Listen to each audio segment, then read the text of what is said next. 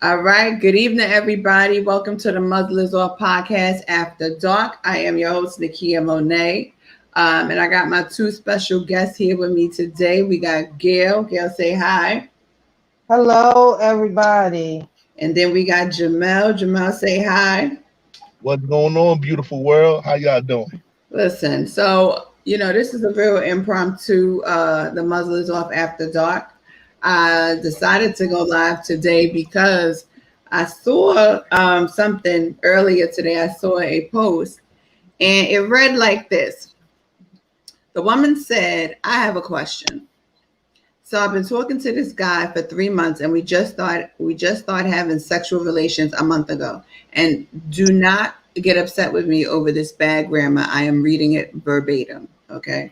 I'm putting that out there right now. That is my disclaimer. Do not come at my neck. I am reading what was written. Now, she says, so my birthday was yesterday and he took me out to eat but didn't get me anything. We always go out to eat. I pay sometimes, he pays sometimes. So I felt like dinner wasn't no gift.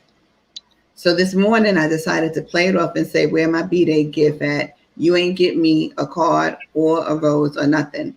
He replied, that's boyfriend, girlfriend stuff.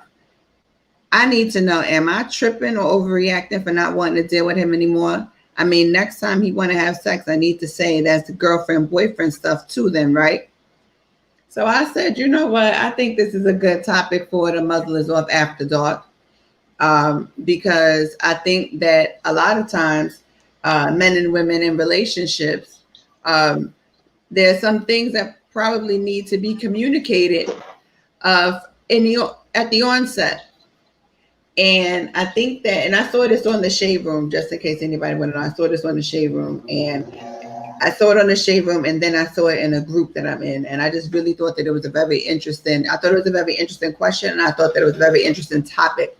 And I thought that it's very interesting because oftentimes we get ourselves involved in situationships and we want to call them relationships and they're nothing but a situation.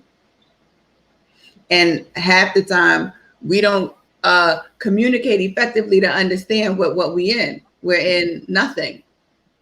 So then we begin to have sex and we think that sex is going to make it something and it's still yet nothing. And then we get our feelings hurt, right? When we expect something like a birthday gift, because it's your birthday and you're expecting a gift, and he like, nah, we ain't at that level. We ain't at that level. We not there. We not at that level. That ain't what I was in this for. You know what I'm saying? And I was like, I think this is a good topic to discuss. Like, let's discuss this. Let's discuss sex, gifts, relationships, and whether or not do you need an official title to be intimate? Do you need an official title, boyfriend, girlfriend, whatever? I don't know how old she is, so I can't really answer that because at my age, I don't have a boyfriend. But that's another topic. But do you need that official word, so to speak, in order for you to receive a gift? Let's do it. What y'all think? Because I know what the hell I think. Oh man, I think it's a paradox. I think that answers the paradox. Like I said, in the backstage area, the relationship is what you make it. When you two come together, there should be an understanding on what's happening and what should be going on, and if you haven't had those conversations, then you really can't hold nobody accountable for something you haven't talked about.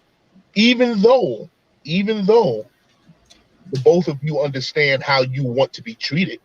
If I come into a relationship, there are automatic things that I think should be necessary to any relationship, whether it's just, even if it's just a purely platonic sexual relationship, that it's not together right now. But even if it's just a sexual pure sex, right, just straight up sexual, because I trust you enough with my body and my life to do that with you, There's just certain things I'm gonna do for you, not because you're my girl, but because I don't have this relationship with anybody else. So therefore, you're gonna get a certain level of attention. You're gonna get a certain level of gifting. You're gonna get a certain level. You know what I'm saying? Until we have a discussion on if this should be something bigger or if we want to go that direction. But it's a paradox. It's what you make it. We're gonna pause that. We gotta go back. Hold up. Let's go back to this. Pure sexual relationship. Yeah. Right? Because there are relationships that are just strictly sexual. There's nothing else to it. It's just sexual. Yeah. So sometimes men and women view that differently. Because sometimes men view a purely sexual relationship as just that. It's just, this is just sex. I'm going to call you when I want it. That's it. So what type of pure sexual relationship? Because what you just said is not necessarily pure sexual. No, it is. It is. Because just because it's, I'm going to explain. Just because it's purely sexual, that don't mean that we going to the movies, we going out to eat, we going to dinner, we holding hands, we walking on the boardwalk. We're not doing all of that. But that doesn't leave me in the position to where I cannot gift you because you've gifted me. An orgasm is a great gift. I believe it is too. Yes, it's a good gift. And I believe that if someone can bring you to an orgasm, that somewhere along the line, I want to give back. I'm gonna let you know I appreciate that. That thing was so good. It was appreciated. You know what I'm saying? And you know what you do? You end up keeping that relationship, and maybe it can butt into something else if that's where you want to go. And if you don't want to go there, at least guess what? She'll be around to tickle my fancy for as long as I need her to be around. All right, let me put out a real good first disclaimer. If you are part of the religious sector, this is not the podcast for you tonight. Tune in Wednesday at 7 p.m. This is the one. This is the one. This is the right one. This is the right one. He said this is the one. Okay. So there's too many people in church not having sex, but everybody popping up pregnant. Get out of here. That's the truth too. However, can we put out another disclaimer? Just because we are having this conversation does not compromise our Christianity. We all love Jesus and serve him. I don't have to explain it to none of these people, but what I'm saying, I get what you're saying now, but I'm not. Let me tell you this: I have, and I'm not trying to go off on a tangent with this one, but I have literally learned that I am not answering questions concerning what I believe because I say something that people don't agree with or don't like. I'm not doing that. Don't question my salvation. Don't question the good Holy Ghost that resides on the inside of me. Don't question my knowledge of the word. That's that. Now, what we're talking about is something that's real, because the truth of the matter is everybody is not abstaining. Everybody is not with this whole purity culture and all this other extra stuff. Everybody is not with that. Everybody is not there. And sometimes we have to discuss things that are real. And the bottom line is this. Just like how I just pushed back on Jamel and said, hold up, because what you just said is not purely sexual. For him, that means, listen, we women, we internalize things differently, right? So what he just said was, listen, you gave me a great orgasm. That was like a great gift. So therefore I could do X, Y, and Z, but it's still pure sexual. A woman might internalize that and be like, nah, he got some type feeling. He just did this. It's true. That's true. But then then it becomes my job to tell you, now listen, this is still what it is. It's just this, but I want you to know that I appreciate. You know what I'm saying? Because there's a difference between something being just sexual and something being just selfish. It's a big difference. That. There's a difference between something being just sexual and something just being selfish. I like that. So, I think I think the other part of that is that women are emotional, and so they attach a lot of emotion to sex. If I just be honest, women are some women, let me say some women, because not all women. There is a group of women out here who do not operate out of pure emotion. But some women do attach emotion and sex and love, and they attach that all into one. And so they don't know how to separate when someone is saying, oh, this is just sex, and this is my gift back to you for the gifting that you gave me. And so that becomes an entanglement, as Jada Pickett said. Her ass was not in no entanglement. She was. I'm just using the words that the people said. Okay. I think the other. Go ahead. Never mind. I was about to go off on a tangent about that. I think the other thing is, if you don't set clear boundaries, whether it is an entanglement, just sexual, a relationship, whatever it is, you have to set clear boundaries. If you ain't talking and communicating, even if it's just a sexual relationship, there are things that need to be communicated. What you will do, what you won't do, what you like, what you don't like. And I think we shy away from having that conversation so much that we think the other person is supposed to be a mind reader. Listen, people are not mind readers. And when you understand that, if you want something, what they used to, the old folks used to say, a closed mouth don't get fed. Mm-hmm.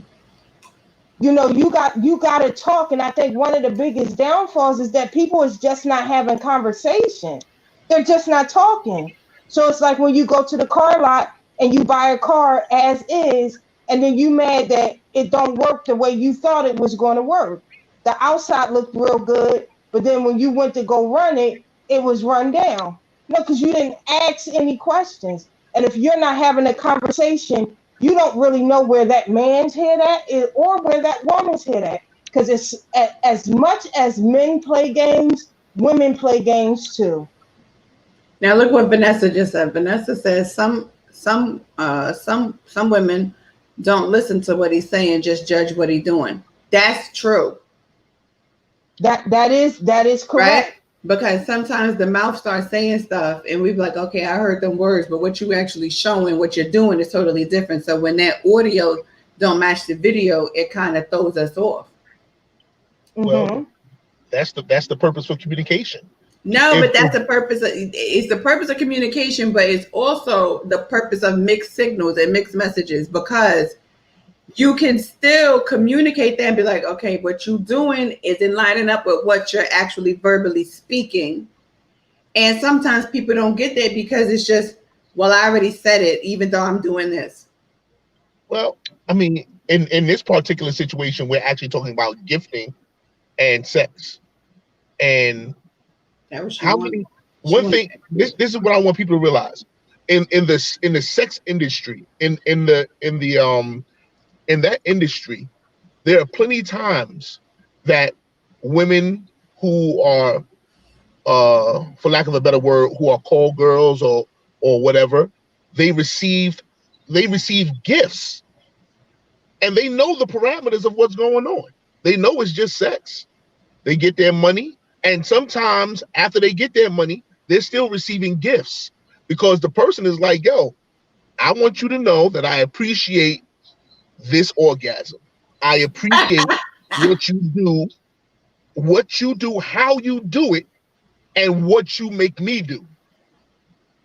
You know what I'm saying? Because the truth of the matter is, sex is an extremely powerful thing. And if you don't set parameters, then it can lead you to believe other things. But when you set clear parameters, just like they set those parameters, you go, if you have an OnlyFans page, if you have a Snapchat Premium, if you have whatever you got, wait, pause. What is a Snapchat Premium? What is that? That's the first I heard of that. No, Snapchat Premium was before OnlyFans.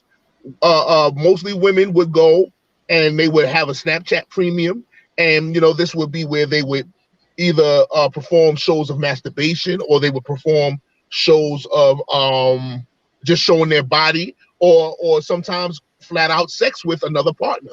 And they would get, people would pay to actually see and view and be voyeuristic. You know what I'm saying? And now OnlyFans has become the new medium for that. And this, Oh. and this thing here, women are getting paid out the butt. Let me find out on you the OnlyFans. I ain't got nothing to do on there. I'm joking. I ain't got nothing to do on there. I mean, that's the beginning stages of BDSM. That's a whole nother conversation, but that's the beginning stages of that. That's just opening a whole new world. But like Jamel said, parameters. But you got to be secure in who you are and what you want, and know what you want for sure. And I think that's the other thing, that we don't know exactly what we want when we get into, whether it be a platonic friendship or relationship, a sexual relationship, or a full-fledged relationship. But let's just be real, like real talk. Sometimes that sex be so good you don't want it to go nowhere. Like, listen. No, and that's what I'm saying, though, Key. That's what I'm saying. If you know, okay, so I'm gonna tell on myself. All right, I'm gonna just tell on myself. Mm-hmm. So there was a time when I don't want nothing to do with y'all. So I deal with women. I'm gay, lesbian, and so there was a time when I had a lot of women calling my phone, hitting me up, and it was just sexual. And I made sure they knew this is what it is. It is just sex. Oh. When you want it, when I want it, we call each other. You schedule. You got time? Yeah, I got time. All right, meet me at the house. Oh. And it was a very clear understanding. Oh. So, I set my boundaries, what I'm going to do, what I will do, what I won't do. I laid it all out. Well, now, okay. When they got to my house, I'm just being honest, this after dark, right? Clearly. Mm-hmm. Clearly after dark. Dark so outside. When they got both y'all barely got lights on. Yeah, it's dark. Mm-hmm. I got a lot of light. This is the most y'all seen my face. It's showing up. Go ahead, finish what you're talking about. Okay. So when they came to my house, though, we did sit on the bed. We did have a conversation and stuff to make them feel comfortable. And then we got into handling the business. And when you done, I hope you had a good day. Exit stage right. Walk you down the steps, lock the door, and come back in. I set clear boundaries, though. See, and that's the thing. That communication is so important, because when you communicate it, then you can act on it. And then this is the beauty about it. With communication leaves room for evolution of the relationship, if that's where it chooses to go. So my thing is, I remember I used to date this girl who I was madly in love with for a long time, and we dated for 2-3 years, and our relationship started off as just sex, and we both knew. She let me know, listen, I'm just calling you for this. This is it. So when I call you, pick up your phone. Pick it up. Okay. And then guess what? After that, after about maybe 5-6 times, she said, listen, everybody else you got, they cut off, because now I want to pursue something else. I'm liking what's going on here. And you was okay with that? I was okay with it, because you know why? I had a thing for her. I liked her. You know what I'm saying? So, and the thing is, from there, it turned into a 3-year relationship, a really good relationship. And it was the fact that she was clear and she was able to tell me what she wanted. And then I was strong enough and mature enough Thank God, because if I wouldn't, she would have tore my little heart up. But I was strong and mature enough at the time to say, you know what? I can go with that. I can deal with that for right now. I can deal with that. And the thing is, you have to be honest with yourself. Most people feel like they can deal with things and they're not honest with themselves. You have to be honest with yourself on what you can deal with and how long you can deal with it. I agree with that. Right. And understand that growth happens and change happens, because now today I wouldn't do that. I'm not the same person I was 5-6 years ago. And so that's the other thing. Like you said, Key, we don't know how old this young lady is in this situation, but as you get older, your appetite changes of what you want and where you see yourself and where you're going. So then you change your position, like what you see in people. And now it's not just the chase of the high of sex.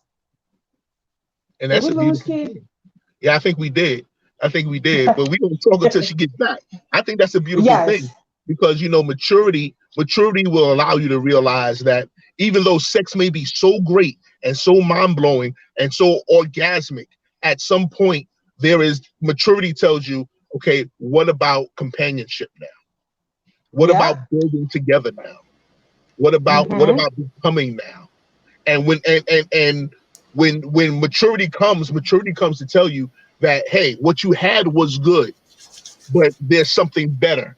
There's something greater. There's something more out there for you to experience. So now, are you willing to take the plunge to experience that? Right. And then that's when that's why conversation and communication is always key with the people that you have these different types of relationships. I think the other thing is, and I don't want to go in too deep with this at this moment, but the other thing is we mirror a lot of relationships that we have seen growing up.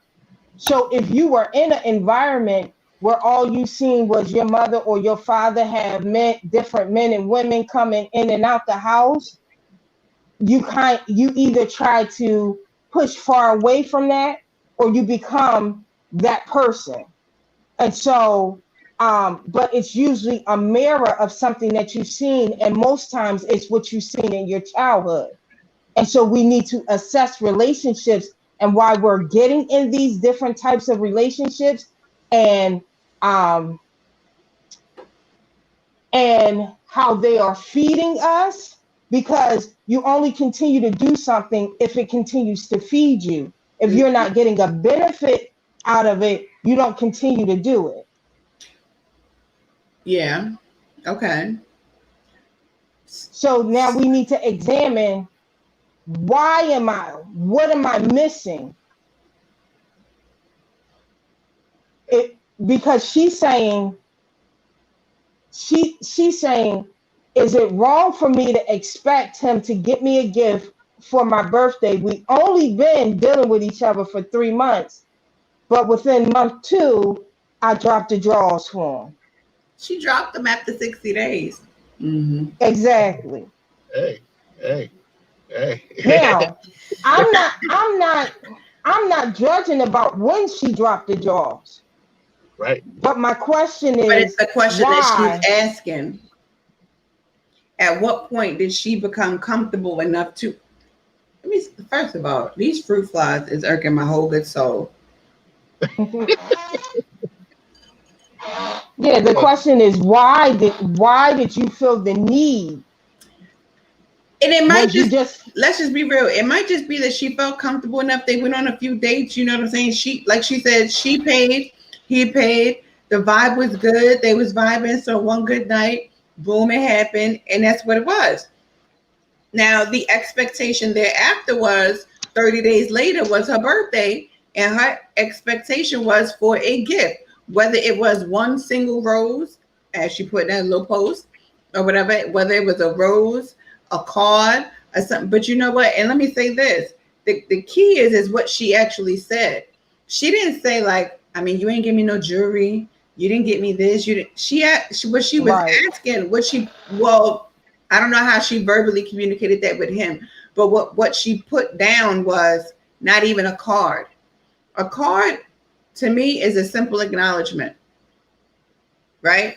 It's saying happy birthday. It's a simple acknowledgement. So what she's saying is that you didn't even think to simply acknowledge the fact that it was my birthday by even getting me something that just said happy birthday, or even one rose. So it wasn't like she placed this huge expectation, but it was a simple acknowledgement that she expected that she did not get. And why not? And for his response to be, I mean, that's boyfriend girlfriend stuff. So is you between my legs. If that's how I view it, right? Mm-hmm. And clearly that's how she views it. In her mind, they gradually progressed into something that was not verbally communicated, but it was something that was felt. See, and that's the difference, right? For some men, they have to verbally communicate, okay, you're mine now. I'm your man. This is what it is. This is who we are, right? But for a woman, some things are not verbally communicated, but they are expressed through other channels, which then can communicate into sex. If it has not already been stated from the beginning, listen, I'm not looking for a relationship. This is not what I want. Blah, blah, blah, because certain things have to be. So clearly there's somewhere along the lines there was not communication. But even with that, what she's saying is, I mean, am I wrong for not wanting to deal with him? No, you ain't wrong. No, it's definitely your option. But the other thing I would want to know, and this is probably coming from my analytical brain, is how did he treat you before your birthday? Because if you're asking for a card to acknowledge that it was your birthday, right? Because that's what she's saying, a card, a rose, something, let's say something simple. How was he acknowledging you before? Did the relationship shift when y'all started having sex? Well, it doesn't. You know what? I think that becomes a moot point when we start talking about communication, because the minute you, just like the girl I dated, the minute she started feeling like, she okay, communicated, I'm getting feelings, she spoke. Mm-hmm. She said, now listen, I'm starting to feel something. I'm enjoying this good sex. This is what you're going to do. You're going to cut them off, and we're going to make this happen. Cut them off. Mm-hmm. And because we had this chemistry, this is the thing. People can have chemistry, and just because you have chemistry doesn't mean that that both parties are courageous enough to go through on what they feel. Right. Some people are scared of relationship commitments. Some people have been traumatized, and even though they want to be, and they want to do, and they want to go to another level, they can't go to another level because that trauma blocks them. And my thing is this: all you have to do the minute you start feeling something is talk about what you're feeling. Hey, now listen, this sex is mind blowing. This sex is amazing. This sex got me in my feelings. Now, either we're gonna stop or we're gonna pursue something more, because I can't keep going this route without pursuing something more, because my feelings are involved now. It's simple, and my thing is, what's simple is not always the easiest thing to do. Right, it's the hard conversation. Exactly. And that's the thing that, well, you said a couple of key points. You said that you express your feelings, and then you say, listen, either we going to keep on going and we're going to set what the boundaries are now, or we going to stop. And a lot of times what I've noticed, especially with this new generation, is that they're not expressing how they feel. They not saying, they're not doing the hard questions and making the hard decision, because they rather believe the lie than believe the truth. What's the lie? The lie is that he wants me. We're gonna be in this relationship because women can make up a whole story in their head. Mm-hmm. That whole story in their head. So they believe the story in their head versus what the person is telling them. This is just sex. And no, he gonna come around. No, we gonna get together. Oh, he ain't got no other girls. Whatever the story is. We will make Instead of it up. saying, Mm-hmm. yeah, we're gonna make it up. We're gonna create this whole listen, you married 3 days, especially in lesbian relationships, they move super fast. Y'all dating in week 1, y'all done had sex in week 2, maybe 3 days, and then y'all married, calling each other wifey in a month, and then move the person in. Trust me, I know. They move, and you're just believing the story that you made up, not looking at what the person's saying. And sometimes their actions do line up with what they're saying. They lying. They very evasive. Mm. Um, you know, everything is a story. I went through one where everything was a story. Everything. I mean, hell, So some men do the same thing. I think it's a lot of this falls into personality types. it does. It really is based on your personality type and who you are and how you are, and really and truly how you communicate, and truly what you're actually attracted to. Like, I know for myself, sex does not attract me to anybody. You know what I'm saying? And sex is not going to keep me with anybody. Point blank, period. I'm not that person. So you can't. I'm not going to stay with you because the sex is good. I don't care. There are other people that have good sex, and then there'll be couple like, and there are like there is not a drought on people that can bring you to an orgasm. Now, it might be the ones in which you choose that just can't do it. That's okay. You just have to move on from there. But that doesn't keep me. But other things will. And it depends on how we move in the context of whatever. I think that the simple thing is that we don't want to call stuff a relationship when the truth of the matter is, whether we're in a friendship, that is yet and still a relationship. Whatever it is, it might not be a like, we might not be courting, we might not be dating, you might not, whatever you want to call it, but you're still in something. And a lot of the times people don't want to admit that simple fact that you are connected due to this. So therefore we are in something together. So when you move on from that and you're okay with that, then people begin to say, okay, now we can explore sex. And the bad part about it is that if it is not communicated from the beginning that this is just what it is for right now, like we're yet still building something, you're going to get situations like what just happened with that young lady, where questions are going to come up. Like, it is my birthday. I expected you to get me a gift, and because this is what we doing. We go, Gail, what is going on over there?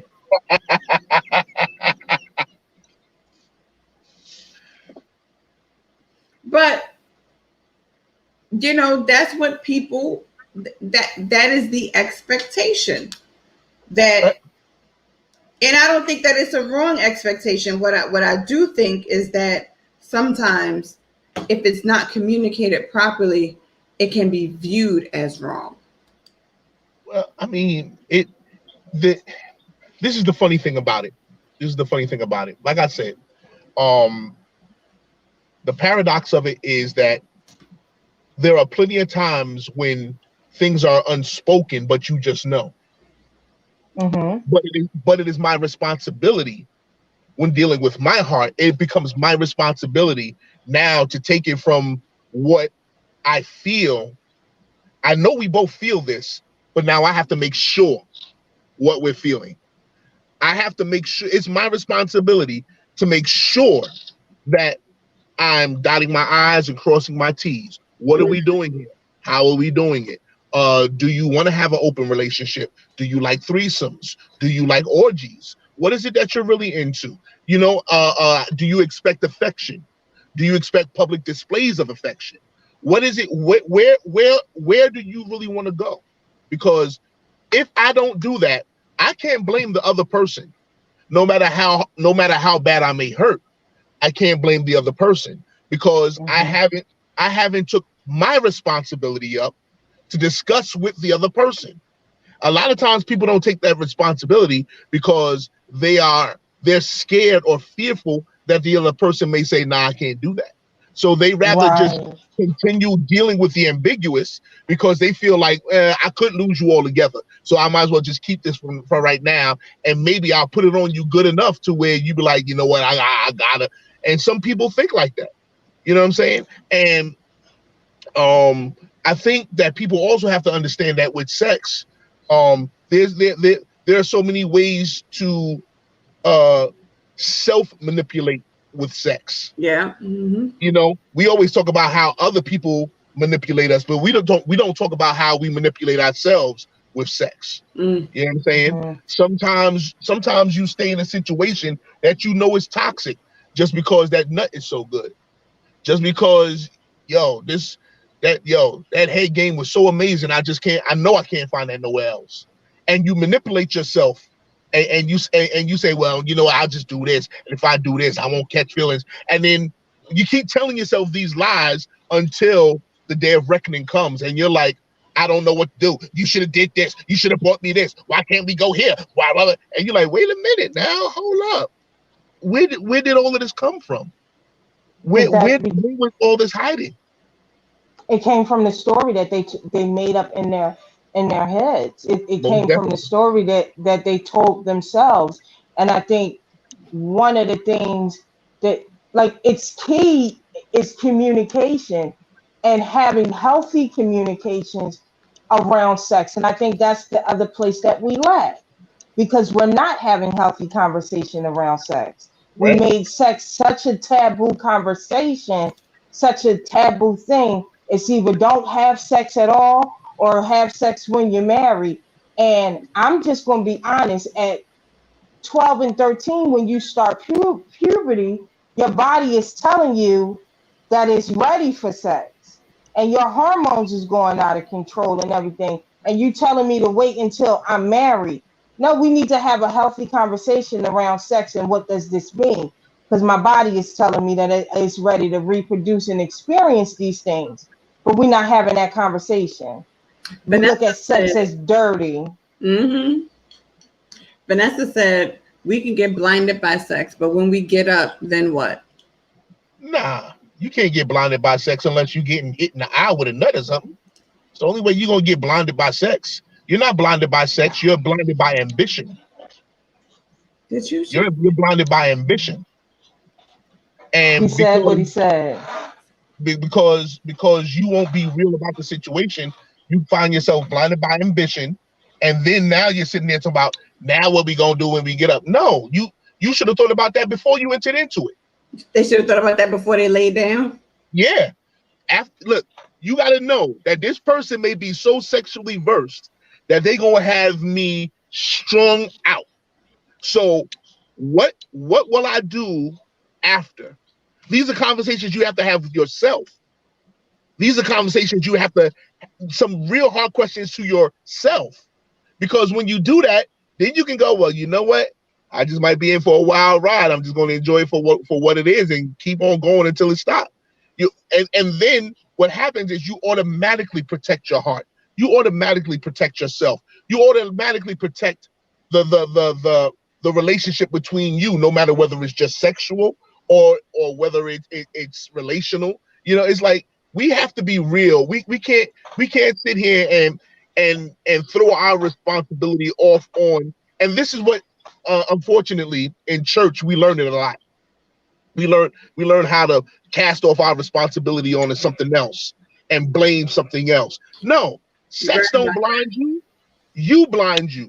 Your desire, your ambitions for what you want this relationship blinds you because you refuse to be brave enough to have these tough conversations and really deal with what's going on and say, you know what?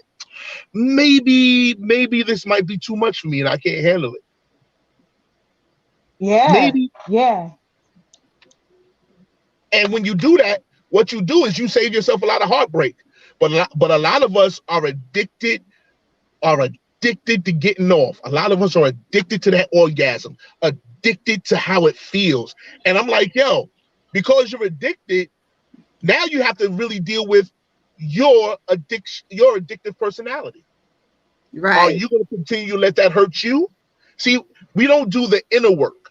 And when we don't do the inner work, we out here blaming everybody else for us starting around, for us going around doing the craziness we doing. Yeah, it becomes sexual. It's the sex. The sex It's and the other flesh. person. The sex and the other person. It's because you're not willing to have conversations with yourself and explore why you are the way you are. And I think a lot of times, because we're not ready to deal with our own trauma,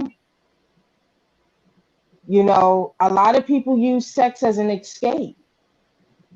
Yeah.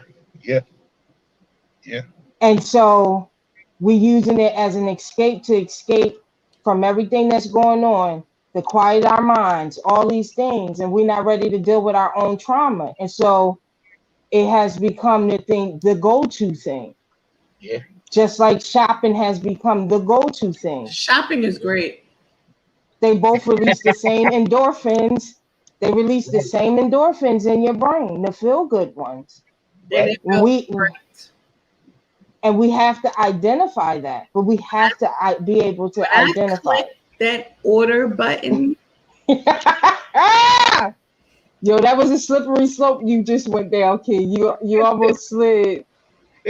That was a slippery slope. And when they send me that good email confirmation, your order has shipped, the joy that comes up deep down from my soul. Oh, yes.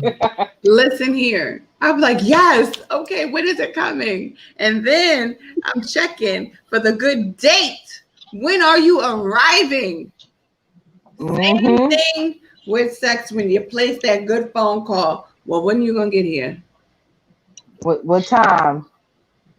You done already got in the shower and already prepped and all that good stuff? The whole prepping process. The whole prepping process for 15 minutes. You don't. It ain't 15 minutes. You don't see what I'm saying? That's the other side of you talking. I don't know what 15 minutes you're talking about. I don't know those 15 minutes. Okay. It's longer than 15 minutes. Okay, ma'am. There's a process that you go through. Okay. There is music that has to get put on. Okay. There are wax melts that need to smell good. Okay. Listen here. Ain't no way. Listen, I saw a post. I forgot. Y'all know, I be scrolling the good Facebook and reading stuff and cracking up. But someone had counseled this young man because he had walked into this woman's house and it was a hot mess. It was a wreck. And he walked right up out of there. And I said, good.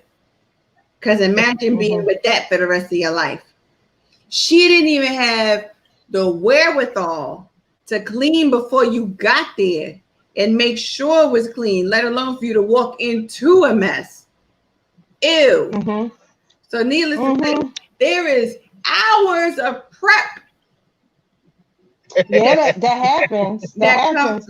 Listen, because you might have a shoe or two at their good door that you know you need to put up in the closet where it belongs. Okay. There are hours of prep. But what I'm saying, and that's the key. See, here's the thing. For a woman, if she takes them hours of prep, let's not even talk about, she might even cook you something, let alone order it. Because some don't know how to cook. They just order. They're gonna place that order and get rid of the good containers. And you know what? And I ain't knocking none of y'all for doing that, because you know what? That works too.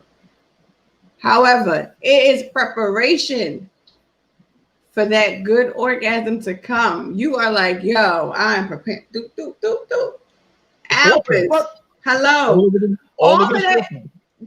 Thank you, Jamel. I was just about to say, it's for women, it's a very mental thing. Sex is a very mental thing. But even for some men, it's mental. They just some don't admit it as a woman might, because for some women, sex can just be physical. I have met women like that, where they can. It really does not.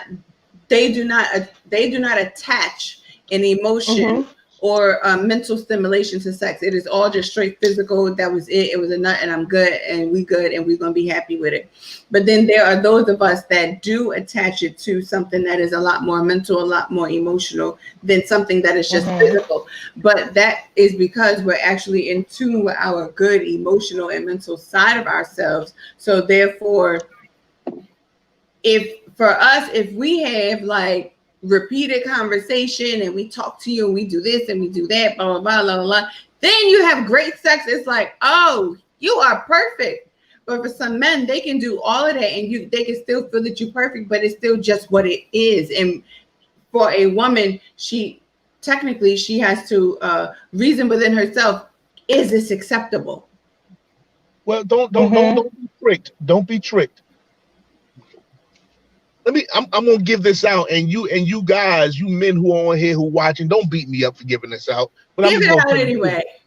I'm just gonna tell the truth. The truth is that we can claim that it's just sex, and we can claim that, yeah, I'm just getting mines and get my nut off and all of this.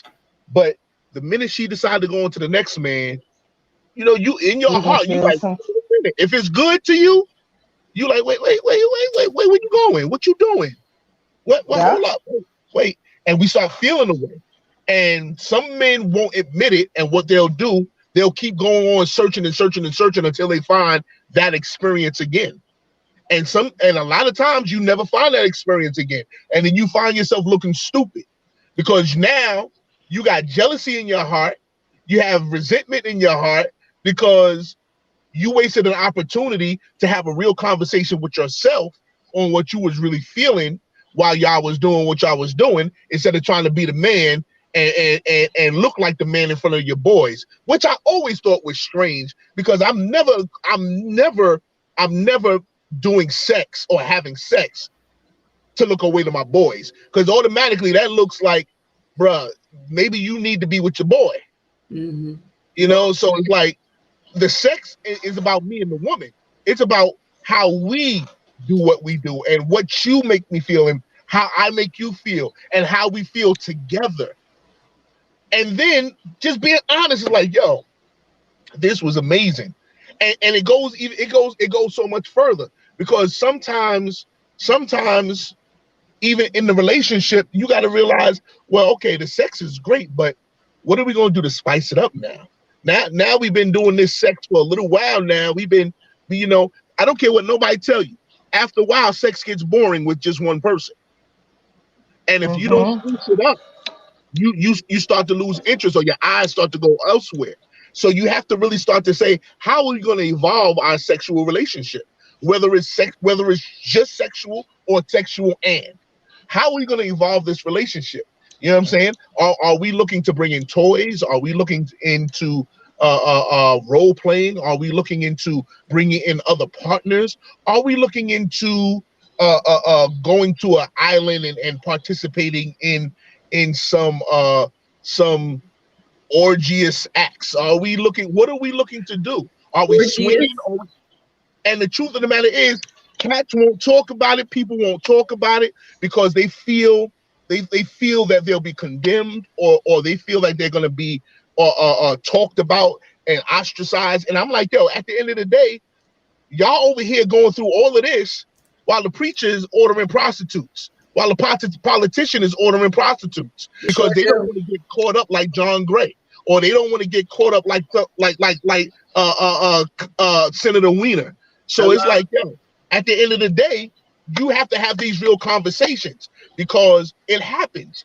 Preachers order prostitutes. Yes, they do. Politicians order prostitutes. They go to the sex worker, and I don't even want to use the word prostitute because I think it kind of demeans the whole situation. But they go to the sex worker because they're looking for a certain level of privacy,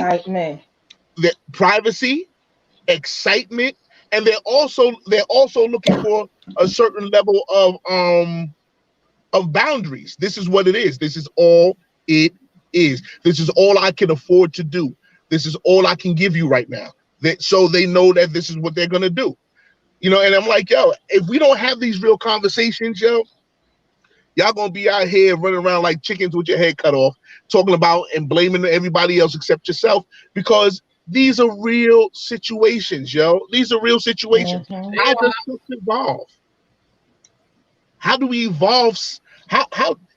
Yo, I refuse to be in a situation where the sex is just gonna be boring. Nah, you gotta be knocking my socks off, and I gotta be knocking your socks off. We have to look for different ways to make it exciting. And then sometimes you have to also understand it's not just slamming and bamming. Sometimes it's about sensuality. Sometimes it's not even about penetration. Sometimes it's just about holding and kissing and foreplay. What we have so much to learn and deal with when it comes to sex, but for some reason, you know, in the Black community, sex is just as taboo as mental illness, because if a Black girl goes out and she's having a lot of sex, she's automatically labeled a hoe. She's automatically labeled a flat, a treach. You know what I'm saying? And I'm like, yo, all of this stuff, until we take the labels off and really deal with it for what it is and how it is, you know what I'm saying? So now you got Black men going after white women because they feel like the sex is dirtier, the sex is, they do more things. Yeah. Yo, this thing is just so big, so huge. It is, but that goes back to the original thing. Do you absolutely need an official title to have sex? It depends on the person. It depends.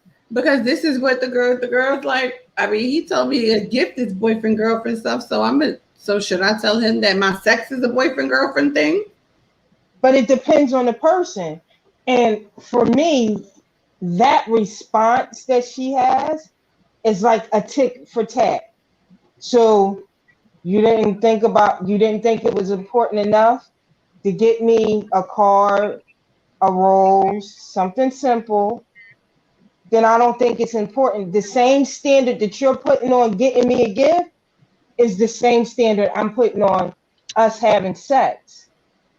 You see what I'm saying? So they're going tit for tat instead of being adults and just having a real conversation. Right. Mm-hmm. So therefore this neither one of them are responsible enough to be in this type of relationship.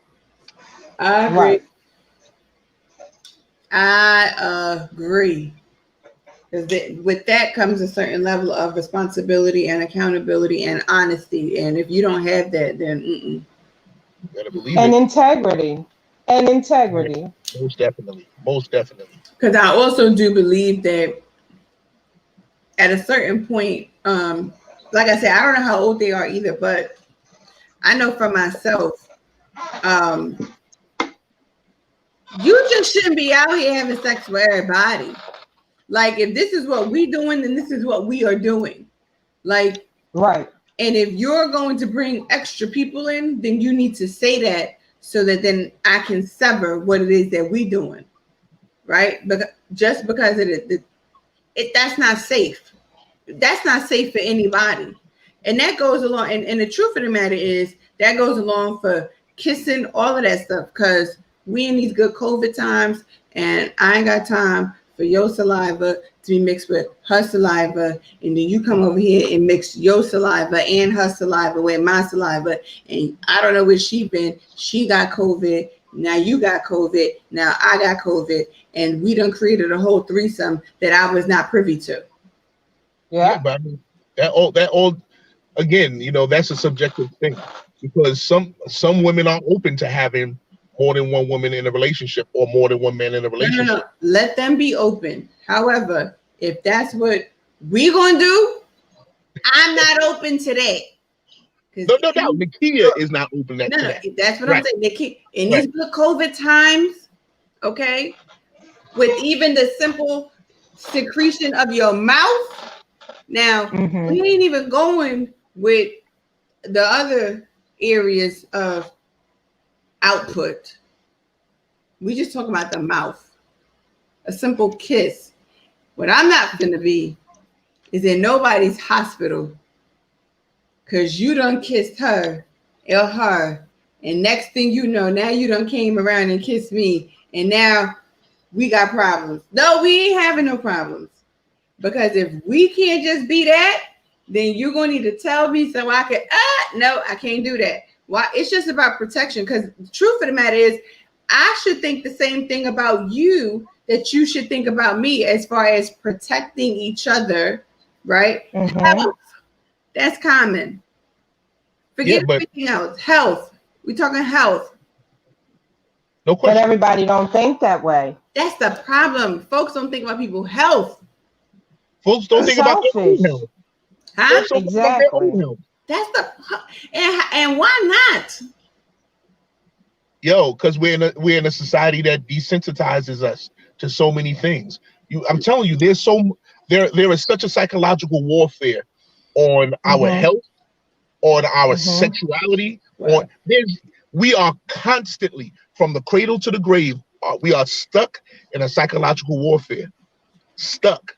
And for those who are not aware of it or not privy to this information, they don't know why they're doing what they do. They just think they're doing it because they like it, or they think it because, or they're not even thinking about it because it's not even a thought conceived in their minds, because we have been conditioned. This is a conditioned society. Well, I'm gonna put this out there right now. Uncondition yourself to not think about my health. You want to kiss? Go ahead, do what you got to do. But understand, you bring something back to me like this good coronavirus, we all having problems, because I'm knocking everybody's head off at that point in time. Heads just getting knocked all the way off, okay? Because it's inconsiderate. See, that my whole thing is when it comes down to this health situation, it's just inconsiderate and it's unnecessary. You know what I'm saying? Anything else, all that other extra stuff, okay, fine. But when it comes down to your health and protecting the health of a person, it's inconsiderate, and it's inconceivable that you can't even think to be considerate about another person's health. How about all them words for you? Okay. How about that? Inconceivable. How about that? Okay. Yeah. I think can't even fathom that. That is unfathomable. How about that? I think for a very long time, the stigma that was just even attached to going to the doctors, and just different things when it comes down to health, especially in the African American community, we was so far behind the 8 ball. We didn't consider our own health first. So now that was something that was passed down through the generations. And I get all of that. And I seen it firsthand. We're still talking about sexual health. I was a teen parent advocate in the Philadelphia school district. One of my jobs was that we set up workshops with our students talking about sexual health and educating them early. And I'm not talking about that sex ed that you used to have to sign, your parents had to sign, because at that time, they didn't have a baby or they pregnant by the time they get to me. And so we had to sit down and have real conversations with our students about their sexual health. And I think that's another portion that we're missing. We're not talking about sexual health, going to the doctors, making sure you get everything checked. If you are a person that uses toys and different types of things within the bedroom, if you change partners, you need to change out all that stuff, just different things we need to be having conversations about, because we are putting ourselves at risk, and we are already considered high risk. I agree, because I took the good human sexuality class, and we went through all. She went through all of that as far as how to disinfect the little toys and stuff. I was utterly disgusted at even the thought that someone would not disinfect their toys. Okay, especially if you're using it on multiple people. I was like, well, who in the world? First of all, it is plastic, or they had the little glass one.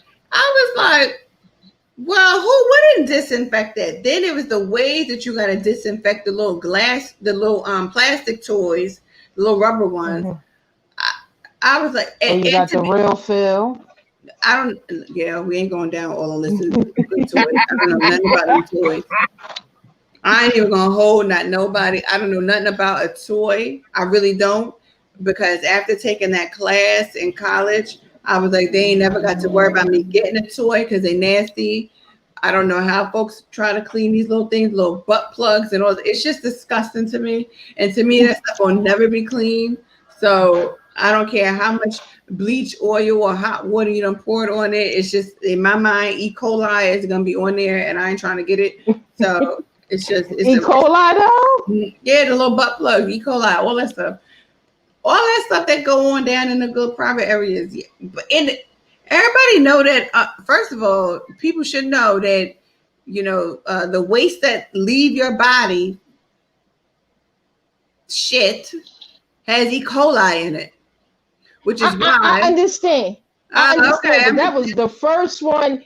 You just went straight to E. coli. Yes, because that's where my mind went. Okay, when I saw it, it went to E. coli, and I was like, never mind, that's bacteria. I ain't got time for no bacterial infections. This is just that's it. That whole class turned me off. What, Jamel? I'm just laughing because at the end of the day, yo, the same crap that'll be on the butt plug is the same crap that'll be in the crack of your behind. If you don't wash your butt, you ain't gonna wash a butt plug. If you don't wash, so it's but like, the little plug go up your. Never mind. Oh, listen, but it go up your little butt and stuff, and then you gotta pull it out. First of all, I don't even know why that. But it goes. You gotta shove it up there, doop, doop, doop, and then you're supposed to pull it out. Like, and it's okay. You talking about the bead? You talking about the beads or the plug? I don't know I think she's talking about anal bead. Yeah. She talking about anal beads. Y'all know them good toys. I don't know them toys. All I know is you shove it up there and you're supposed to pull it out. Yeah. Yeah. You know what? Forget both of y'all, okay? We was just trying to get clarity. Was you talking about the butt plugs or the anal beads? They all the same. Big difference. They the same thing to me. It's up the butt. It's E. coli. I don't even care. I mean, we living in a time now, where sex has evolved to, when you're dealing with fellatio and from a man to a woman, or men and from a woman to a man, and same sex and all. People have moved from just eating vagina to now eating vagina and eating butt. So it's like, and then, I mean, at the end of the day, it all boils down to you being clean enough with your own body. If you're clean with your body, you're going to be clean with your toys. It's on the inside. There is no cleaning the butthole on the inside. There is a process. There is a process that they go through. I can tell you this, that men and women, if they are doing anything anal, they're taking their body through a process before they participate in any anal play. Okay. They should be. Right. Like going to get your little colon cleanse and stuff, okay? Get it drained out. They get it drained out. You are funny. I mean, it is, and so Kia, I know you personally, so I know that you are a germaphobe, and if you're ever dealing with a germaphobe, they got whatever the process is that is seen as common cleanly practices, and then 50 more practices on top of that. That's right. Right? And that's not just for their body, but they also have those practices for your body To make sure we safe. Yes. to make sure we safe. You know, And yes, so you have to know who you are participating with sexually. You have to know, and I tell people this, you have to know everything down to their diet. A diet agree. plays a really big part, especially if you're somebody that is into a lot of oral play. You want to know what that person is eating. I It, it agree. it changes the makeup of their They body. all of that secretions, okay? I was trying to, I be trying to be good so I don't get in trouble. It is Come after dark. on, It Gail. is. Come on, Gail. Kia say, no, don't add her on. No, don't add her on. Kia gonna need a whole Tylenol afterwards. That's all right. I'm just gonna listen here. I'm gonna turn off this light, go to bed, wake up, and go work out in the morning. I ain't got this type of time. Yeah, but you got to be responsible with your body, and you have to be responsible and with the other person's body. So Yeah. by you taking care of your body helps you be responsible with the other person. If you don't know what they're practicing and what they're doing and asking those important questions, you may get something that you didn't sign up for. Ain't nobody trying Period. to. Right. Hmm. Yeah, I mean, it's also, again, it's also about, you mentioned it earlier, Gail, integrity. Honesty and integrity is a big thing. You have to most people don't ever talk about the makeup of sex when we're dealing with the character of the person that we're having sex with. Mm-hmm. That plays a big part in it as well. Like, if you're having sex with someone who's a liar, then you could eternally change how sex happens for you. You can, from then on to the day you die, you can end up with a disease you can't get rid of. You could end up having a person. I read this statement that a young lady made years ago, and it stayed with me. It stayed with me. And the statement was, "I wish this man would stop having sex with me like he's using my body to masturbate." Mm-hmm. Mm, Mm-hmm. That thing, I was like, he doesn't even see her as a human being right. for her to make that statement. She's a sex toy, just like an anal plug or anal beads or a dildo or a vibrator. She's just a Mhm. sex toy. And it's like, people can become so detached from their own humanity that all they see is a way to get off. Yeah. And you have to be, especially in this generation that we live in now, where people are, and it's been going on for years, but when you have people raping 9-month-old babies, Yeah. when you have people, when you have, I went through a situation where I was talking to this girl, and we were talking. Boy, I know I'm gonna get a whole lot of questions from a whole lot of people that I know. And while we were talking, I think me and this girl talked for maybe 2-3 weeks. One night, she wanted to pull out a little surprise for me.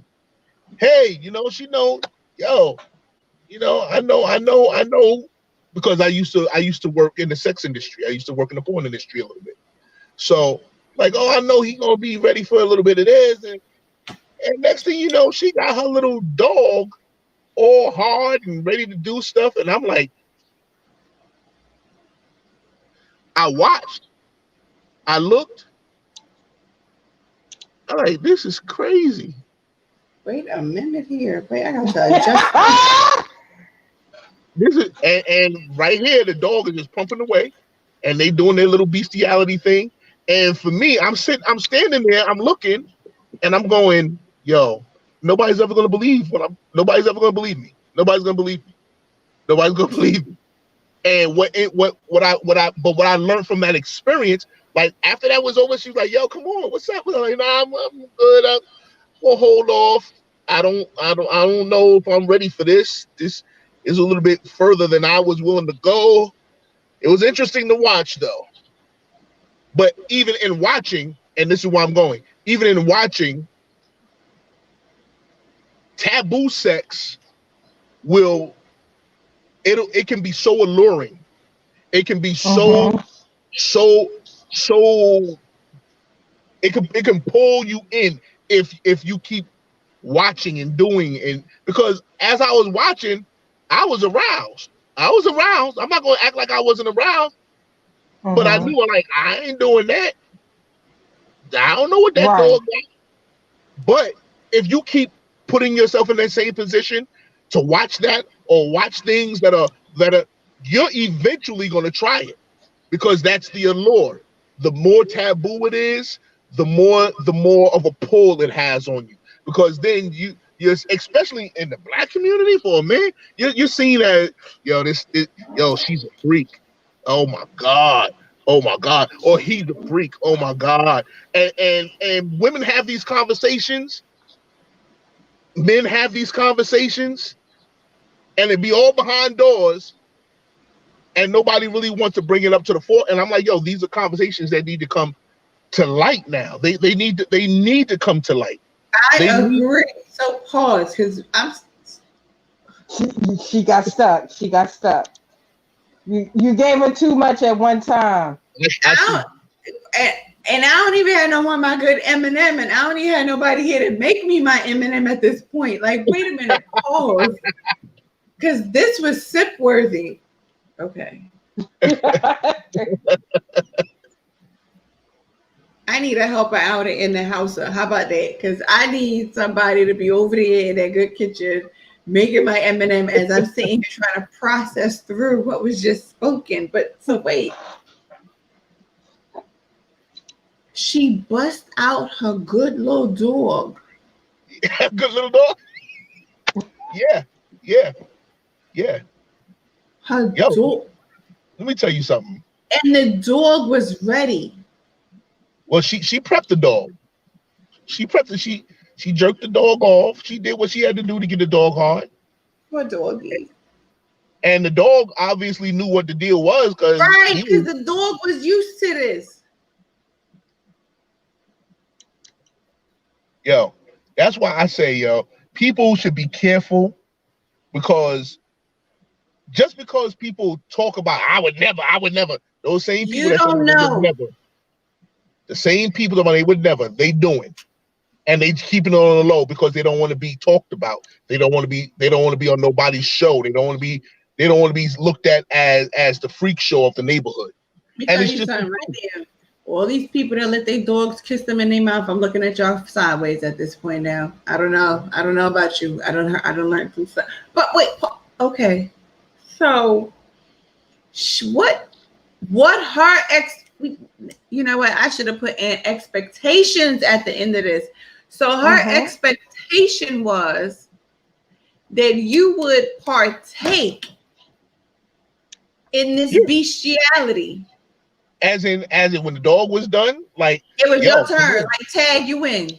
Yeah, like come on, bro, come get some of this.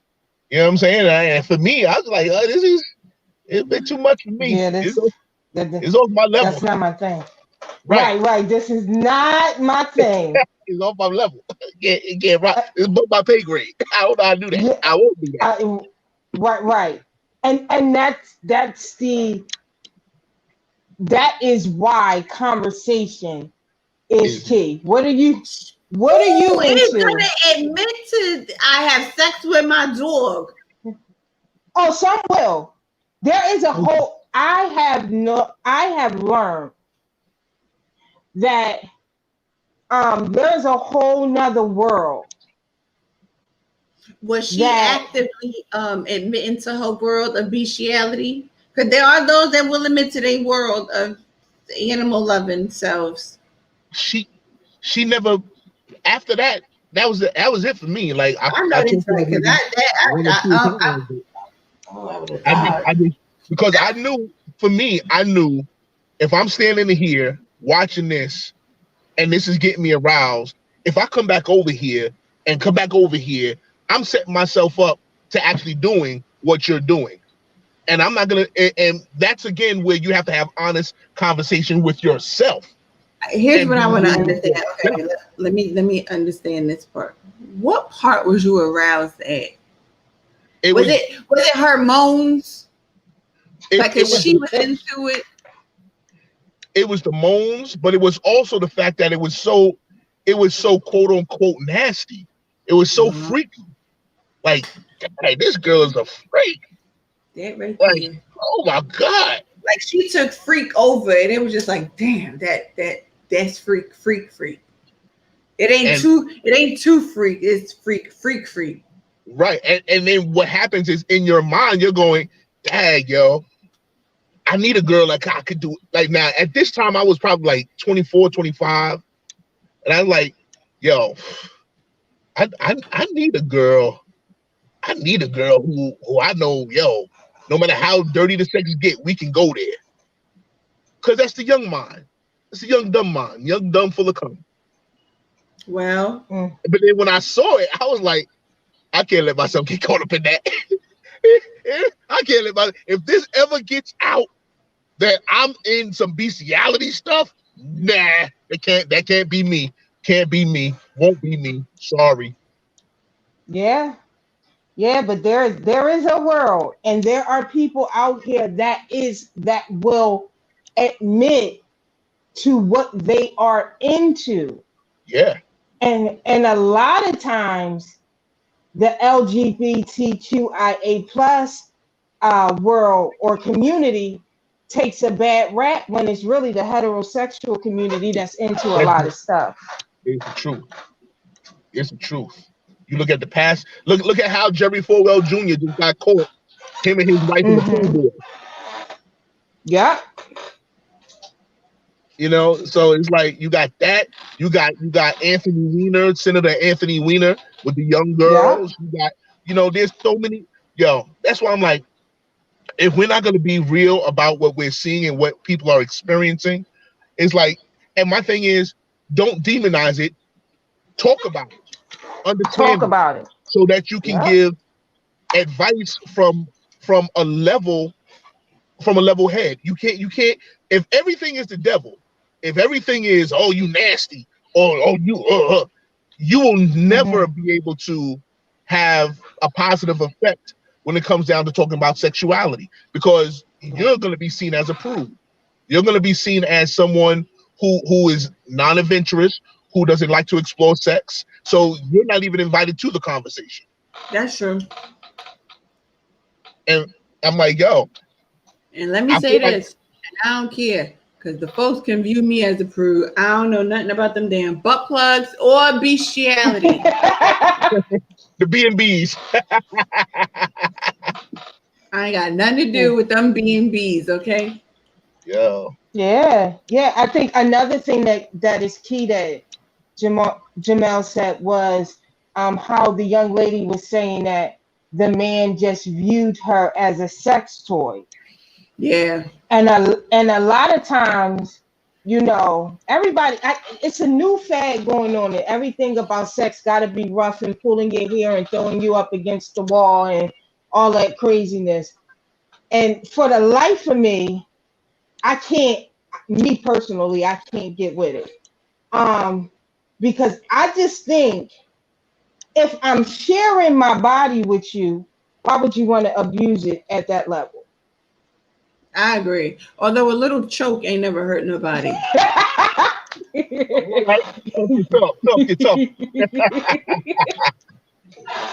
I mean, certain things, but a lot of times men, all they know is aggression. No one has taught them how to be gentle with a woman.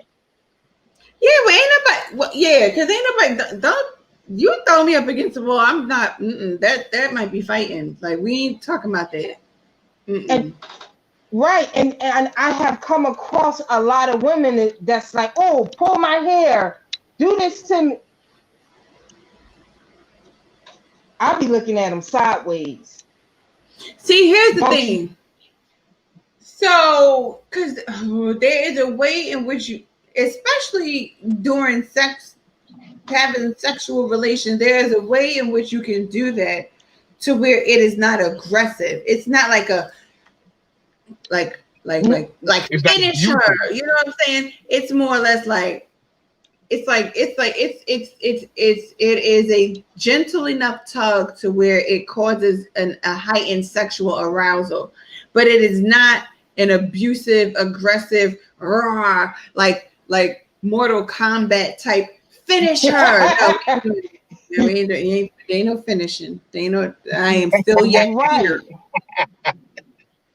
Right. There is, however, the women, and I don't shy away from the conversation of sex, and I've had this conversation about sex in the hair salon. The hair salon is my place to have all the wrong conversations at the right time. That's how I think about it.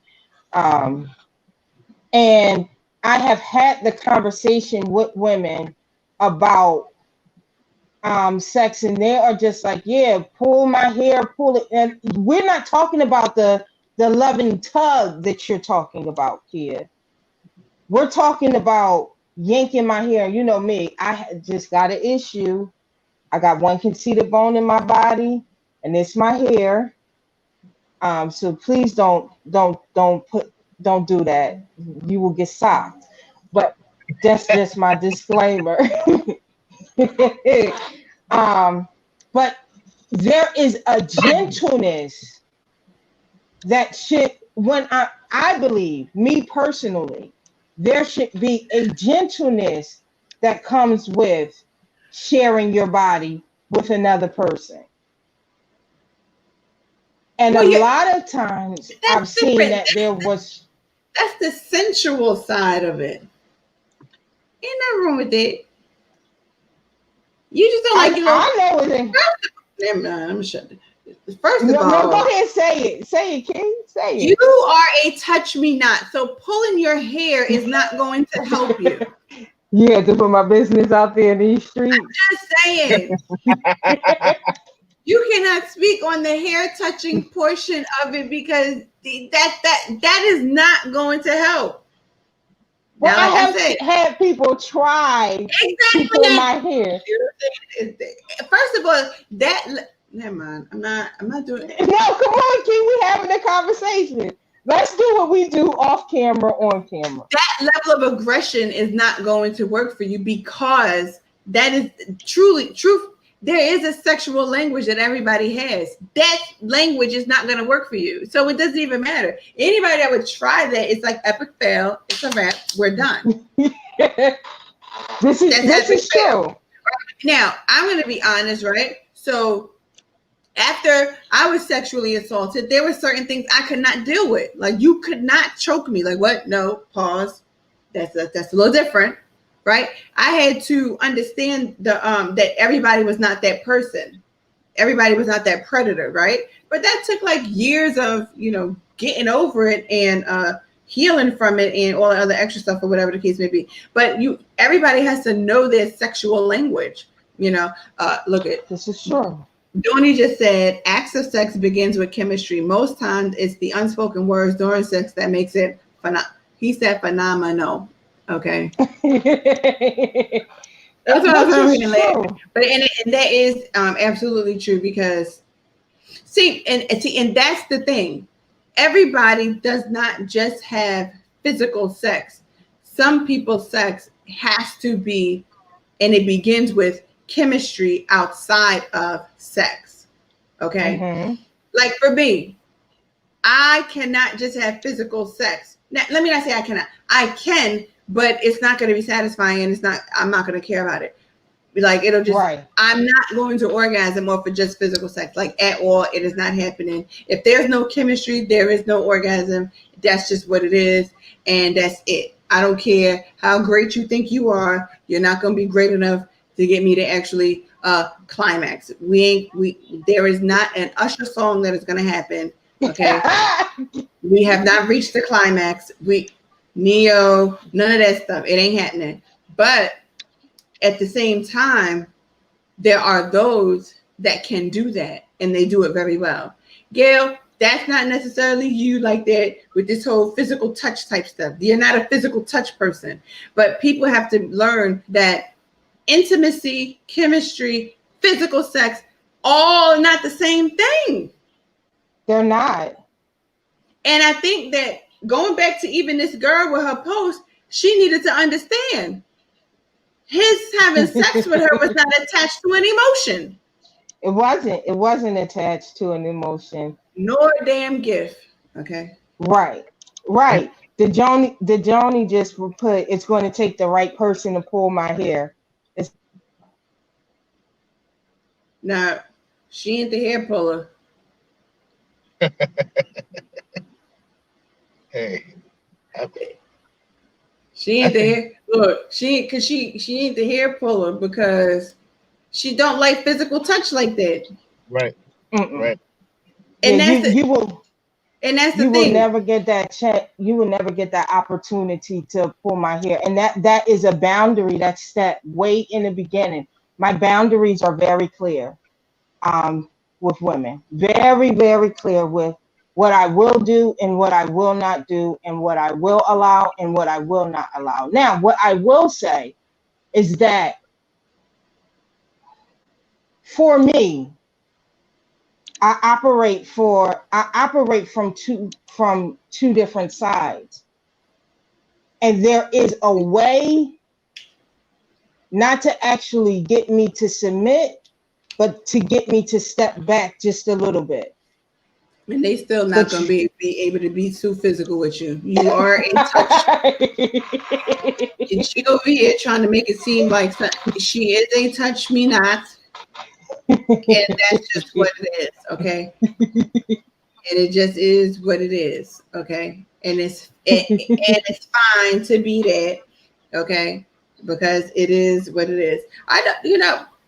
Somebody else I know is a touch me not, and I just asked her. I was like, "You're a touch me not, aren't you?" She was like, "What? How'd you know?" Because y'all have a totally different vibe. It's just different, and that's perfectly fine.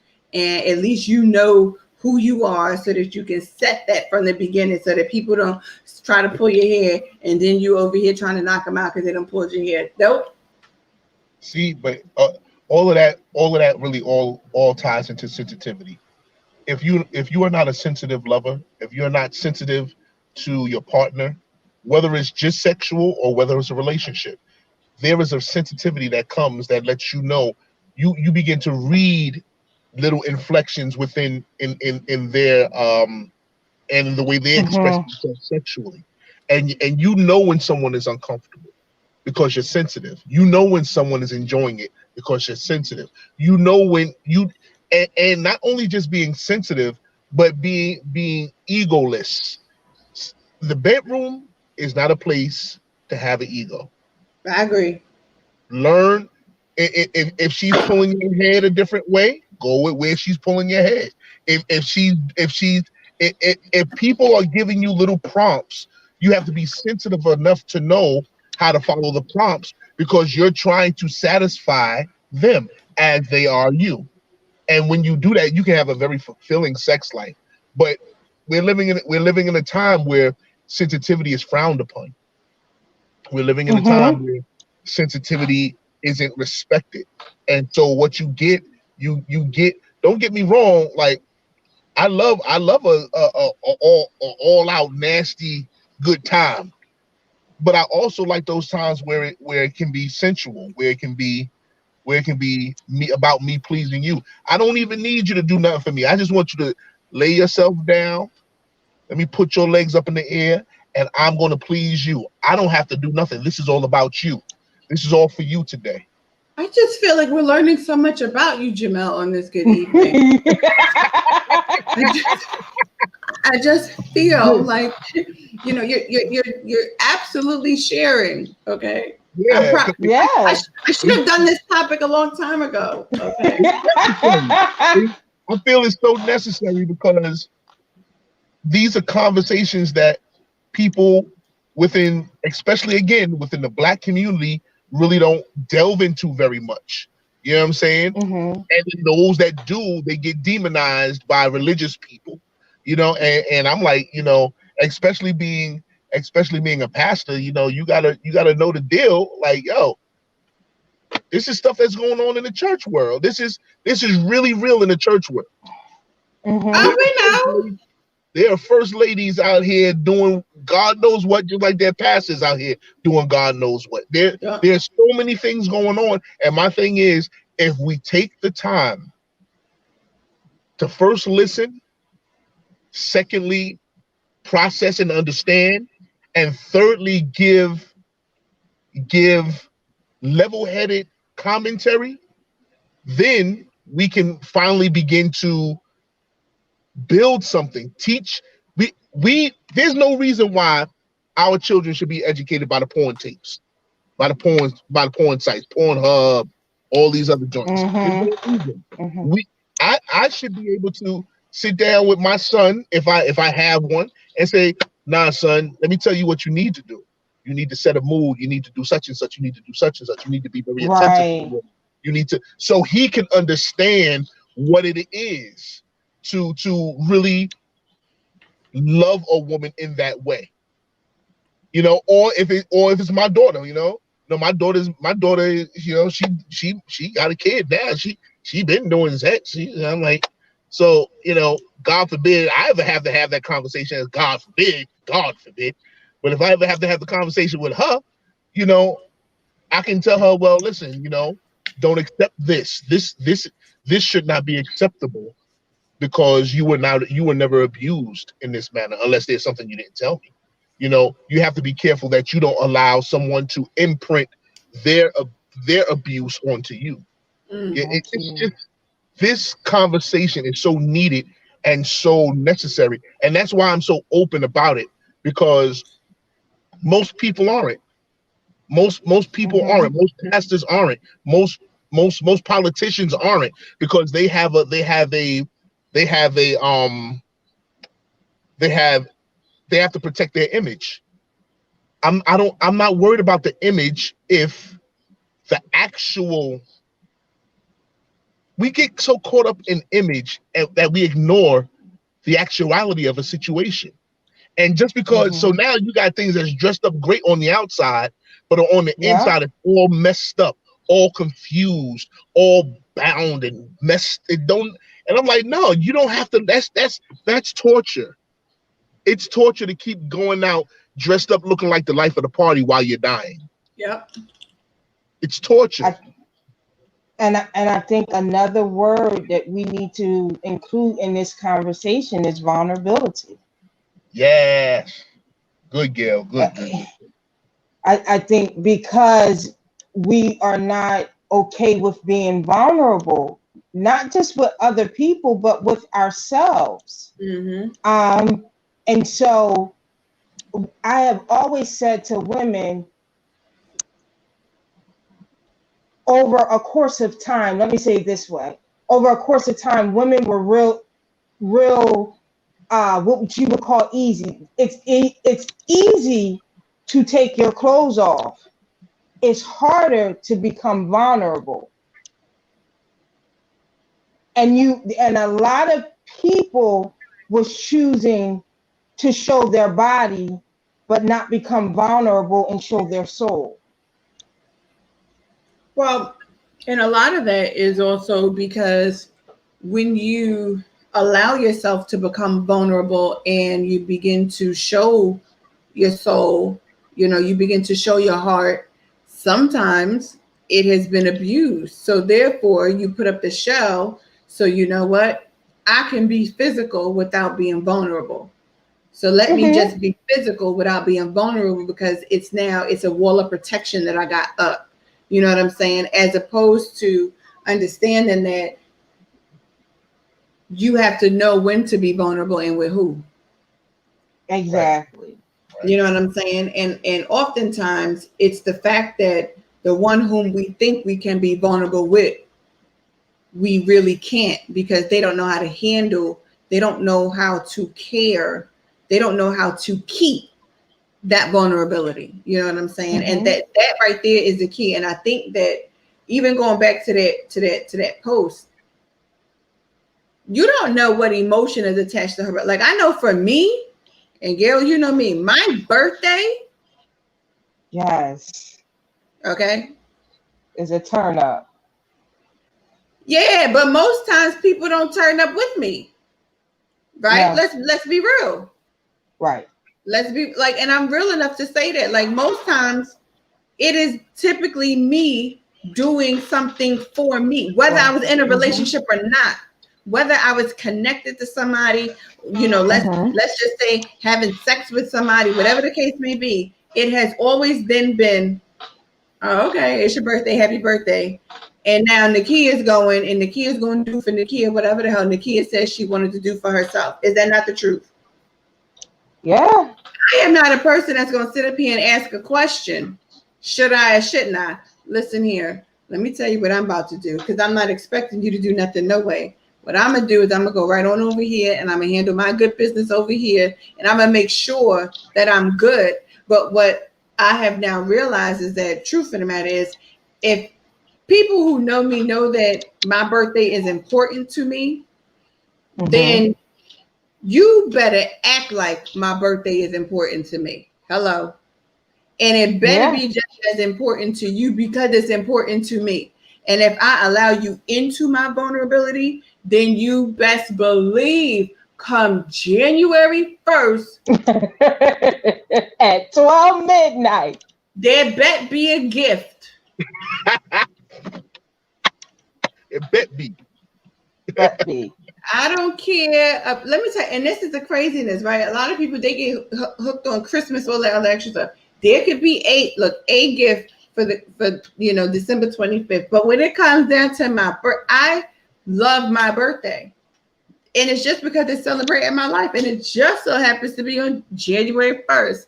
Capricorn, what up? So, but that's me. And let me think about this. You know what? See, this is the thing, right? I believe I got 2 gifts for my birthday from men that I was actually in a relationship with, right? And guess where they was at? Sending gifts. Yeah. Thank you. Jail.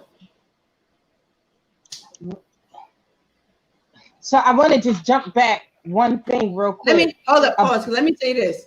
One person.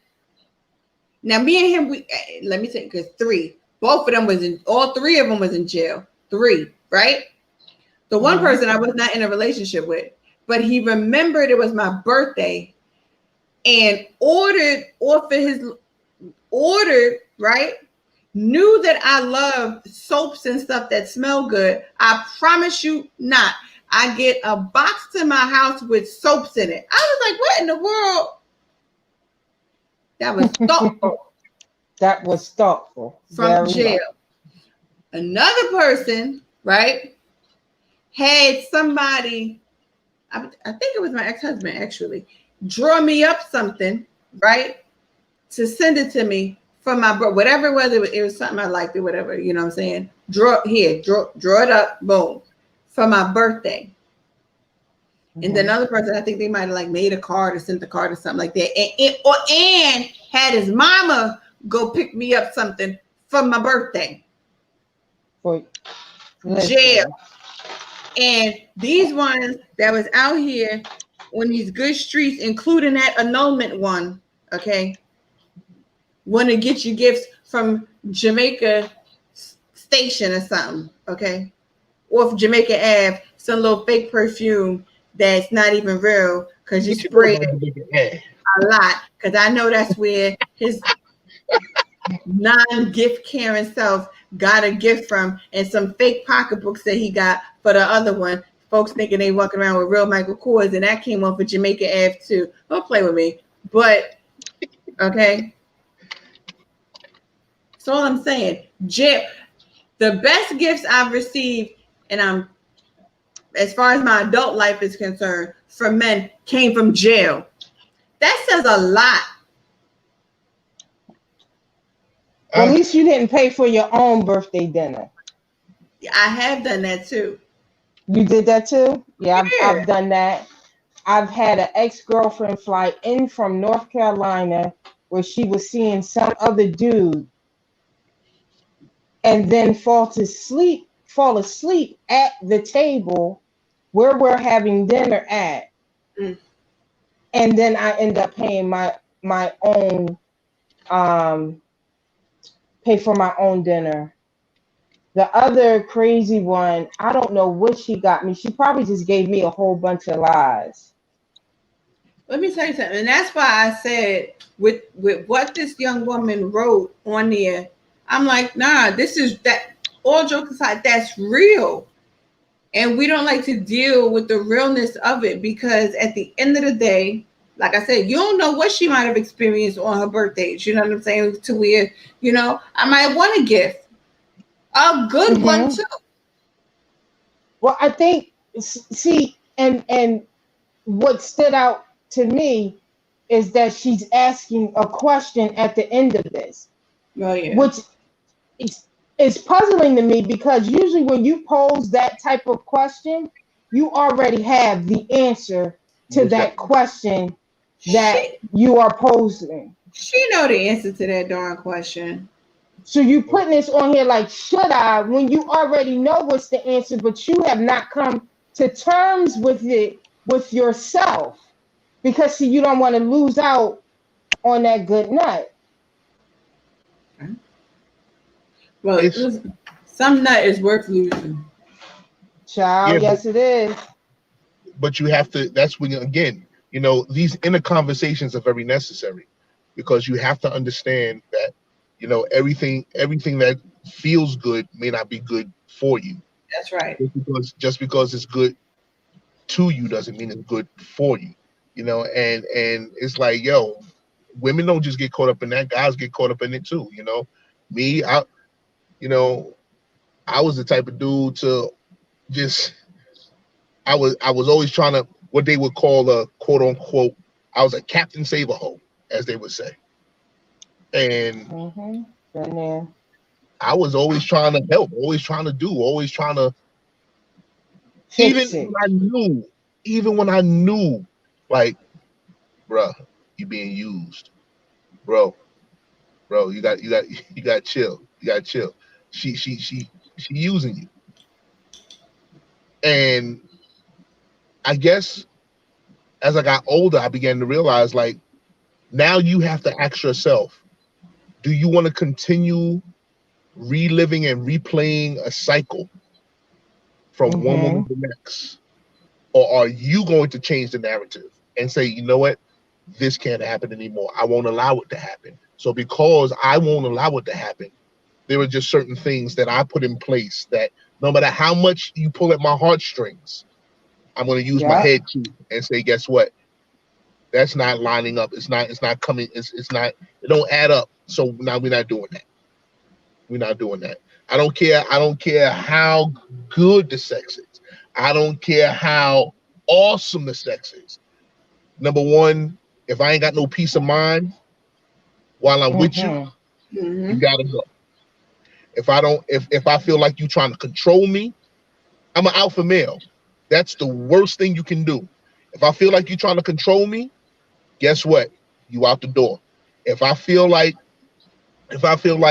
you're manipulative, guess what? Out the door. Because I'm a straight shooter. I'm going to tell you what it is. I'm a straight shooter. I'm not going to manipulate you. I might come off sometimes too honest. I remember years ago, one of my friends was like, "Yo, you too honest. You need to stop that because you honest to the point where you hurt yourself." And I'm like, "Nah, I'm not really hurting myself. I just believe in karma. I believe that what you put out got to come back to you. And I don't need nobody rolling up on me, getting my heart all open, and then destroying me all over again. Nah, like the process of putting yourself back together from that That's too is much. it takes a lot. And as you get older, it becomes harder to do. Yeah, I agree. Yeah, I think growth. I think growth and transition is key. And as you get older, you transition from now just typical sexual relationships to relationships that start to have more meaning to you. Because anybody can go out here and have a sexual relationship. What else can you provide and give me? And I'm not talking about money, houses, and cars. I'm Right. talking about, can you give me a piece? A peace of mind. And I'm not saying that I'm depending on you to be my peace of mind, but when you come in the house, am I happy to see you? Genuinely happy to see you. Yes, and don't Am take I that away. willing, right? Am I willing to sacrifice some things, compromise on some things? And those are what real loving relationships are built on. Where do we see ourselves going? Are we building an empire together? Are we pushing each other to be better? And I remember, just for me, at the end of a particular relationship that I was in, um, the person was a master manipulator. She was a narcissist, and she was holding all these conferences and prayer calls and all these things. And I kept on saying to them, I said, you have to be a person of your word. You have to be a person of integrity. You have to be these things, because when you're not, you are ruining what we are trying to build. And you're putting me in a position to have to constantly defend who I say, now I know that it was lust, who I say that I love. Mm-hmm. And we got to stop setting ourselves up with people who constantly put us in positions to constantly have to defend their character and their level of integrity just for a nut. Yeah, Just for a nut. yeah, You, yeah. you have to grow. And if you're not willing to grow, and you just want to be stagnant, then you have to deal with the consequences. Listen, consequences are not good or bad. They are what they are. They're consequences. They could be good or bad. And Yeah. so you have to analyze, if I do this, what will be the consequence for this action? Mm-hmm. And am I able to handle the consequence and stop going into situations where our eyes close, open them up, and see what you're getting into? Observe people, watch people, because a lot of times it's what they don't say that you should be worried about, not what they say. Most definitely. Most definitely. And I think also you have to reason with yourself. Um, Mm-hmm. if if you're in a situation where I've been in situations where women have said to me, you're just too good to be true. You you're just too good to be true. There has to be something wrong. There has to be something wrong. Something has to be wrong because it's just no. Nobody has all of these qualities. And my thing is, I come from a good line of men in my family. I come from good marriages in my family. I also have a side of my family on my other half where there were pimps who I hung out Mhm. with, and I got to be around the prostitutes who I was. So I had the best of both worlds. My thing is, because one side was stronger in my life, I was raised to respect women. I was raised to treat women right. I was raised to not be manipulative towards a woman. Also, I was also taught you treat people how you want to You be want to treated. be treated. Mm-hmm. So with that being said, it caused me to constantly work on myself every day, working on myself. I want to do this, but I'm not going to do that because I need to be the man that I want to be. Because I had those role models, I wanted to be like them. And now at this age, I'm at a point where I'm at the place where I can say I have their attributes because of what they poured into me.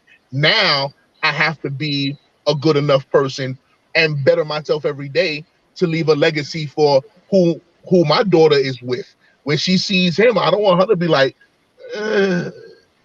well, you better than my daddy was. Nah. I want her to look at him like, yeah, you better do that. That's something my father would do. I know that's right. You know?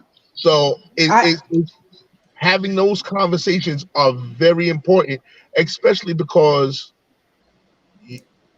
if you don't have these conversations, you'll find yourself throwing away good people because you've tricked yourself out of a good relationship because of bad situations you've had in the past. You've had horrible traumas in the past, and you're reliving those traumas and you're imprinting onto this person, and that person is not that person. Right. I'm big on this. I'm going to tell you the truth. It might hurt your feelings, but I'm going to tell you the truth because after I tell you the truth to hurt your feelings, I'm gonna like, yo, so how do we make this better? What is it that you need from me that I can help to make this better? You know what I'm saying? Maybe there's nothing you need from me. Maybe you just need me to back up a little bit and allow you to go through the process, but talk to me. I'm big on communication. If anybody knows anything about a Scorpio, we don't do communication like that. So I had to really work on that. And because of it, I want to always know, you all right? We good? Something we can do better? Where we going? How we going to do it? How we getting there? And if you have someone who is taking that type of a interest in you, you have to understand that if they're telling you, hey, you know, like especially for me in my field, you know, my occupation is I'm a musician. And y'all already know the type of stigma that musicians have. Sure do. My daddy is a musician. You know? So it's like because of that, I work real hard where, you know, especially when I was always playing in church all over the place, I wasn't thinking about these church girls. I wasn't thinking about these church girls. Because number one, you ain't gonna mess with my money. That's number one. Number two, I was having too much fun with the girls who didn't go to church because they were honest. Y'all in here lying about y'all don't do that and do that. I don't do that. I'm a saved. And then you know you popping up pregnant. All y'all. Just stop. So I just wasn't into the church girls because of the lying and stuff. So what happened is I had to come to a place, you know, like I said, I'm just getting back to the whole inner conversation. You have to come to a place with your inner conversation with you, where before you're honest with anybody else, you're honest with yourself. This girl in the post, she wasn't honest with herself. She knew what was going on. She knew how it was going. She felt where it was going. She knew the dynamics of what was going on. She was not honest with herself. And in not being honest with herself, she started putting on expectations that homeboy didn't even know probably were there. He didn't know they were there. Yeah, I think that's key. Yeah. Just like he said, that's boyfriend girlfriend stuff. You not that to me, and what he said is you're not that to me, and I'm not that to you. So that's exactly what I told her. That's what he said. So now he's establishing what they are. Right. And we're not that. And can she accept? Now the question is, can she and will she accept? Probably not, because the rebuttal was, well, should I tell him that then, you know, the next time he wants sex, that's a girlfriend boyfriend thing? And that's so you know what she just did? She just opened up room enough for him to manipulate her. Yep. Not only that, okay, so I know we're not going down this path, but I see it already. What was the negative? See, she has a negative she has a negative conversation with herself already. Her vision is distorted already. Mm-hmm. And that tells me that through her life, she has had this negative conversation with herself. Or the conversation is, right, because it's still negative, right? Mm-hmm. Why am I not worthy enough? If I'm able to lay down with you, why am I not worthy enough to be officially something to you, right? That's the And, negative conversation. and Yep. what I will say is that sometimes that is something that for a man and a woman need to understand together, right? Mm-hmm. Because they only been talking for 3 months, right? So who knows what level of conversation they might have had or have not had, right? But I do believe Mm-hmm. that you have to begin to understand. A lot of times people say you don't need to tell them about your past relationships. No, but I might need to share certain things that might have happened, because then you'll begin to understand how I process certain things, right? Everybody processes things differently. If a man comes to me and tells me, well, you know what? Um, Women have always accused me of cheating, and I've never been a cheater. I'm going to understand how he processes certain things, right? So Mm-hmm. if you begin to question certain things, that is gonna, or that might trigger something in his head and be like, nah, I can't deal with that, right? If Right. you begin to display certain emotions, that might trigger something in him and be like, no, see, I've seen this before and I gotta make, like, everybody goes through that. And I think that for her, that triggered something, whether it's an unworthy feeling, whether it's, oh, so all I'm good enough is just for you to lay with, but I'm not good enough for anything else. Whatever, all of that trigger, which is what where you come up with, where you have these posts with these questions asking people, well, what do you think? No, what do you think? Because now at this point in time, you got to process that for yourself. For yourself. Yep. Yep. That's where I'm at with it. You got everybody, I can have an opinion about it, because at the end of the day, I'm just like, you know, I am wise enough to understand that every relationship that you have is not going to come with an official, title, right? Because sometimes in the grand course of you figuring out your chemistry with a person, that chemistry speaks far beyond an official title. You know what I'm saying? Because that Mm-hmm. that chemistry is going to hold y'all constantly drawn to each other, point blank, period. Whether you want to call yourself a boyfriend, a girlfriend, or whatever the heck you want to call yourself, it all them little titles. Sometimes people have to stop putting titles on things and just start existing and learning how to exist and how to be Mm-hmm. without all of that. Because that even goes, truth be told, I literally, I just had this conversation. That even goes as far as even marriages. Sometimes we place title of even, which is why people have started to change it from calling a person, that's my husband or that's my wife, to them just being, we in a partnership. You're my partner. Why? Mm-hmm. Because when you think of husband, you think of so many roles that go along with being a husband. When you think of wife, you think of this particular role that goes along with being a wife. But when you think of a partner, that encompasses everything and all things. So whatever it is, and a partner is going to understand when, okay, listen, I'm busy right now. I got to do X, Y, and Z. So no, I might not be able to, do this. Whereas if I stick the wife title on you, well, a wife is supposed to do this, Right. right?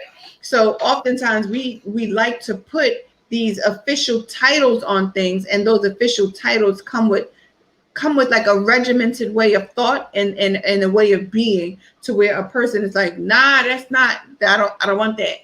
And we have to begin to understand why, even in the relationship language right now, it is shifted.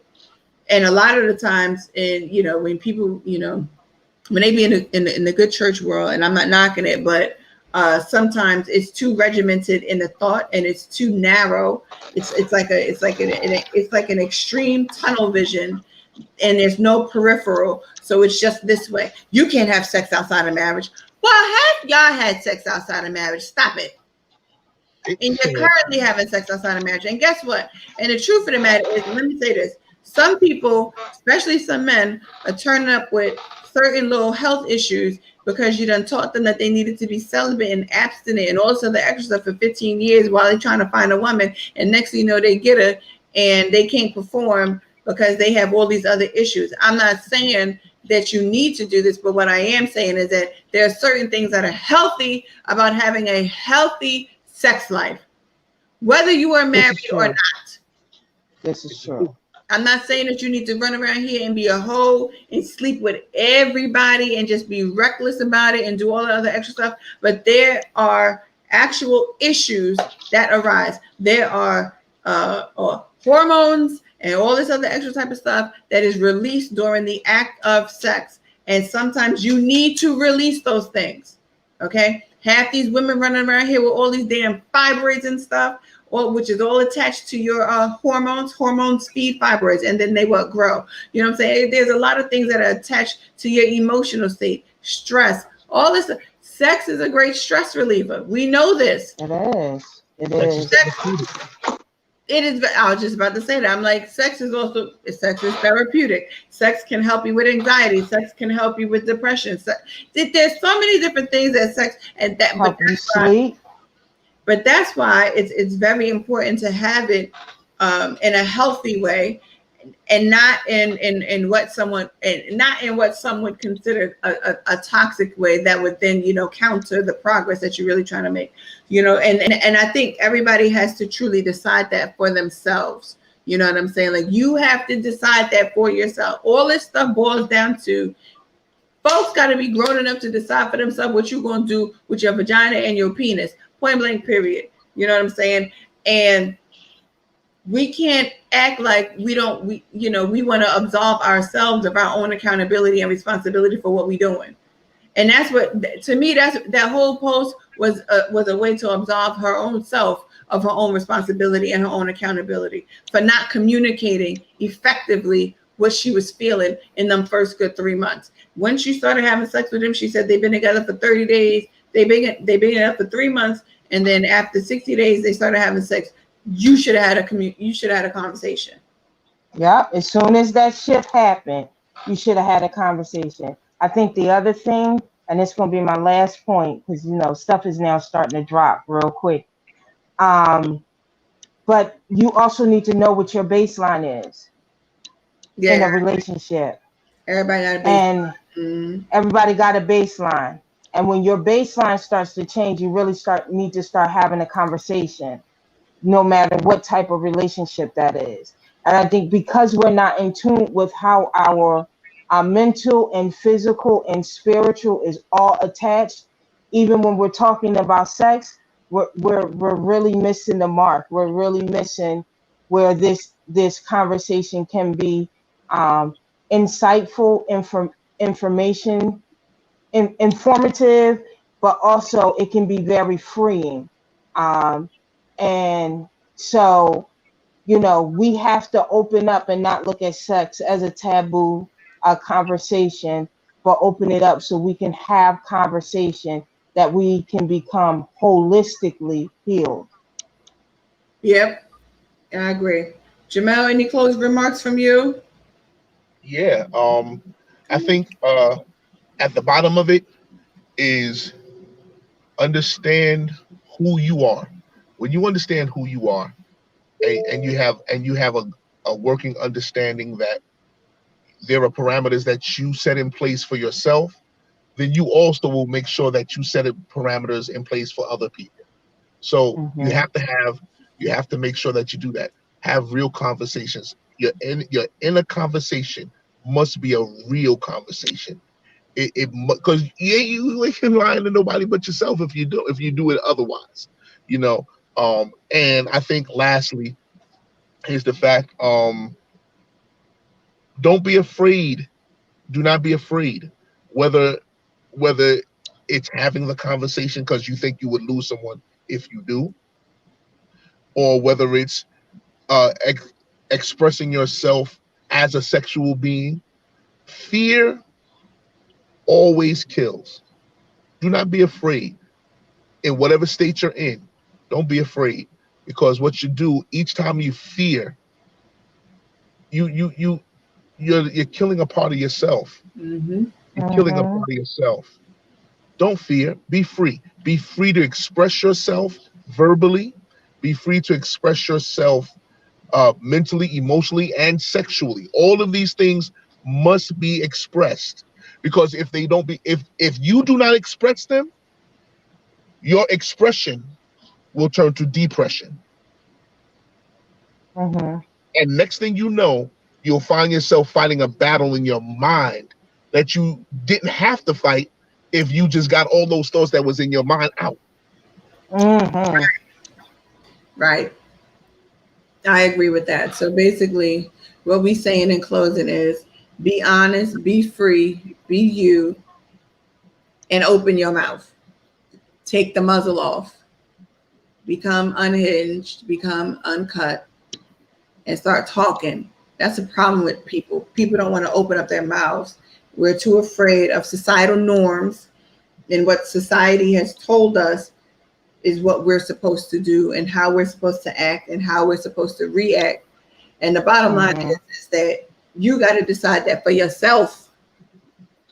Yes. Based on the knowledge that you have of yourself and based on the information that you have as far as what is healthy. Because ain't none of us on here talking about do something that is toxic and unhealthy. But what we are saying is do something that is going to be physically, emotionally, mentally, spiritually satisfying unto yourself. And the only person that really and truly knows that is you. You know your limits, you know your boundaries, you know all of that. So that is going to be our close for this evening. You know you. So do you the best way that you can and do it freely, okay, and uninhibited, okay. Be you. And with that, we are off the Muzzles Off podcast after dark. I hope y'all enjoyed. Have a great night or a good morning, whatever it is you got going on right now. It's almost 12:30 a.m. So whatever you got going on, had at, okay? Had at and enjoy it. Bye, y'all. Good night. Later, y'all.